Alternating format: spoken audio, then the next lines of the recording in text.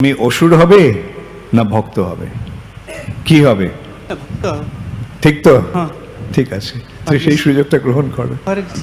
ওকে, এখানে ভগবান এটাই বুঝতে হবে, পরমাত্মা রূপে ভগবান আমাদের কার্যকলাপ দর্শন করছেন সাক্ষী রূপে, এবং তারই নির্দেশনায় বা তারই আয়োজনের ফলে আমাদের কর্মের ফল তৈরি হচ্ছে, এবং সেই অনুসারে আমরা আমাদের কর্মের ফল ভোগ করছি।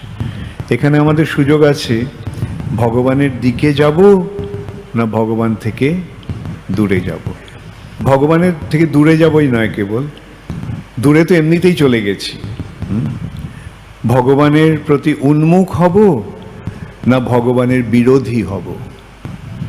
হ্যাঁ, যারা ভগবানের প্রতি উন্মুখ হয় তারা হয় ভক্ত, আর যারা ভগবানের প্রতি বৈরী ভাবাপন্ন হয়